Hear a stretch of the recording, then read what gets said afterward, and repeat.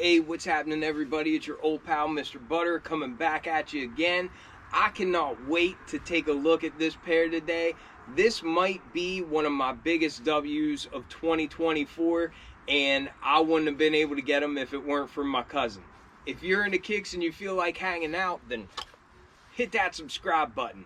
Let's take a look at my first ever retail W on a pair of Travis Scott Jordan 1 lows.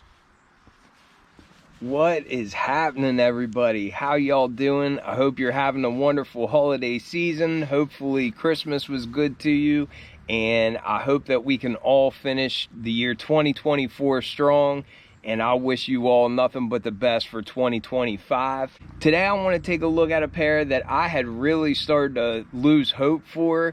I feel like when you talk about getting a Travis Scott W in your personal size for retail, a lot of times it feels like you're talking about finding a unicorn or Nessie or Bigfoot, something along those lines. It's something that you might hear mentioned, but you doubt whether or not it'll ever happen to you. Big shout out to my cousin GK. He watches a lot of these videos. He was my best buddy growing up, and we were always together.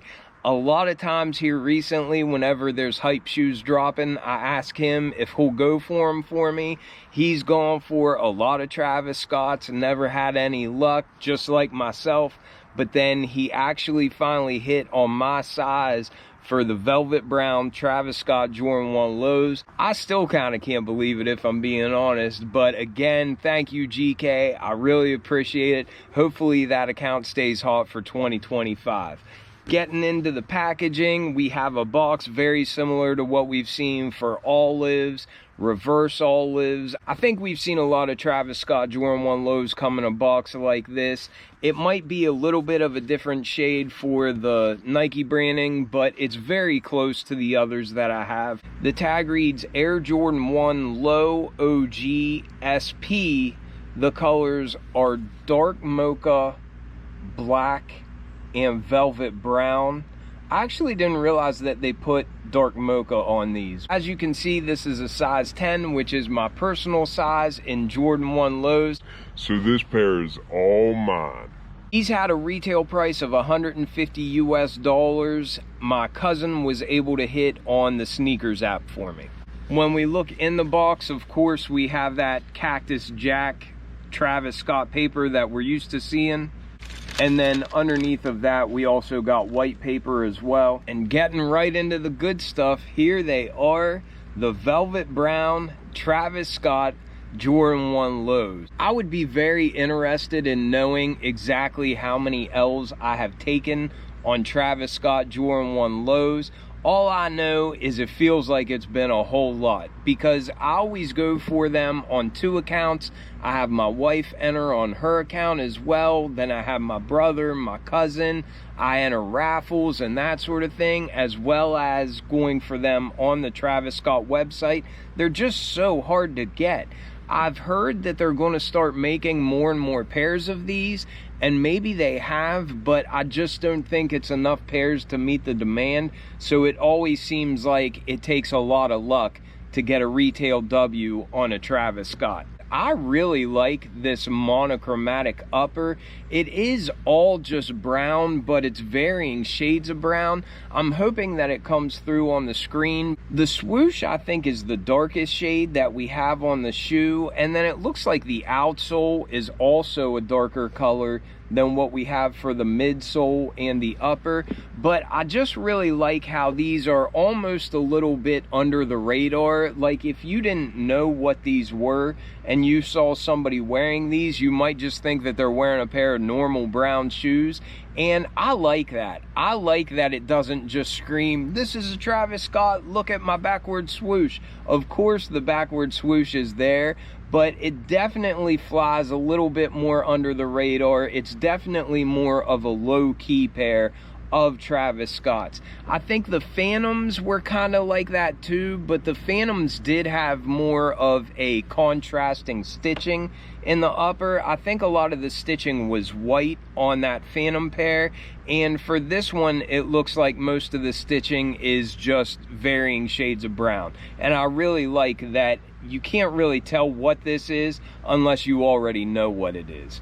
Just before my cousin was able to hit on this pair, I did actually finally get my first W on the Travis Scott website for the dark mocha Jumpman jacks. I have those handy just because I wanted to show you the difference in the shades of brown. A lot of people are familiar with the dark mocha color, and I was really surprised to see that it said there was dark mocha on this pair, because I don't really see much dark mocha at all. Maybe the laces are dark mocha, because when you look at the laces that came in the shoe from the factory, that does kind of look like it's the same shade of brown that you have for all the overlays on the Jumpman jacks. I definitely think these are cool. I've always been a huge fan of Air Trainers. I grew up as a huge Bo Jackson fan. I never really had Jordans growing up, but I did have Air Trainers growing up, so they always kind of hold a nostalgic place in my heart, if that makes sense. So I do like the design, having the strap going across the bottom of the laces and everything, but I just wish they would have put a little bit more tech in these, whether it's just an air unit or like some Zoom air cushioning or something like that.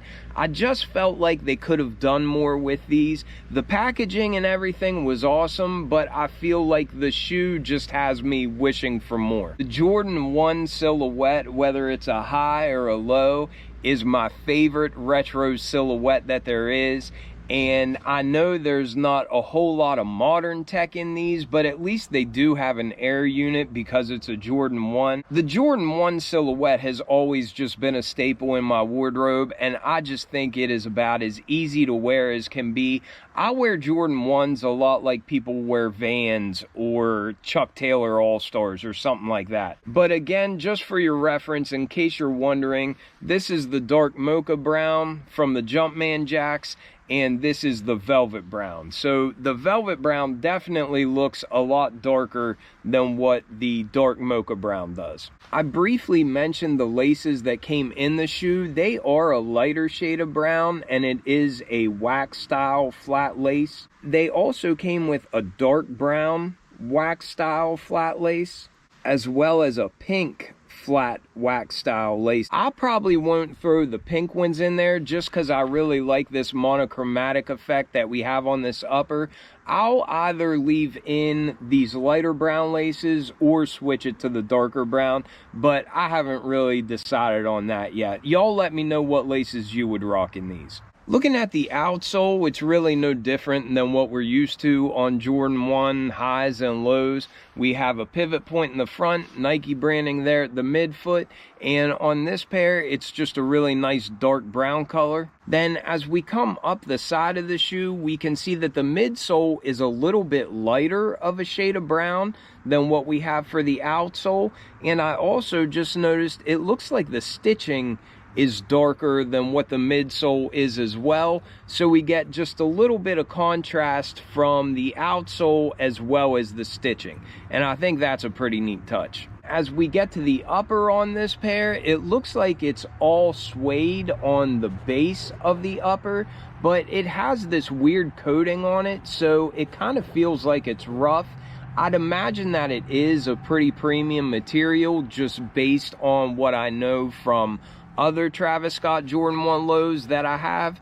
I would imagine as you wear these and you scuff these up, you might be able to see more of that fuzzy suede kind of peek through, and I really have a feeling that they'll age pretty well. Just like all Jordan 1s, we have perforations there in the toe box. Looking at the heel tab, on the left shoe we have the Cactus Jack smiley face.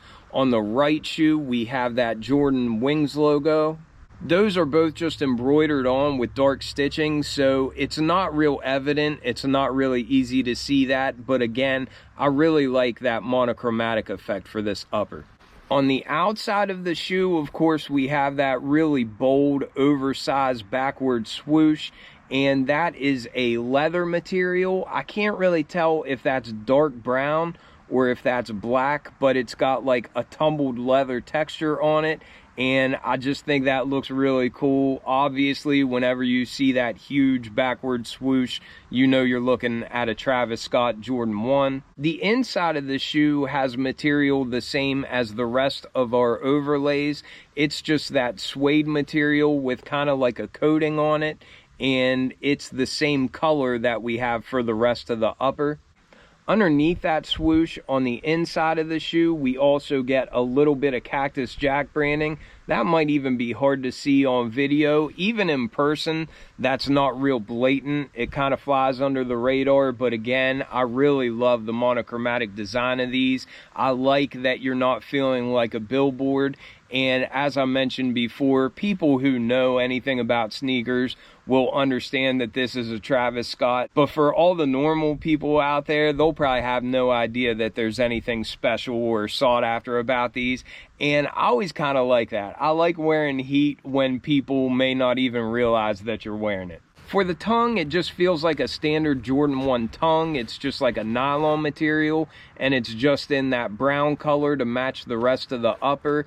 The piping going along the edges of the tongue matches that brown color, and then we have a brown Nike Air tag there at the top. And on the side of the tongue, we get that Cactus Jack tag as well, which I think is a cool touch.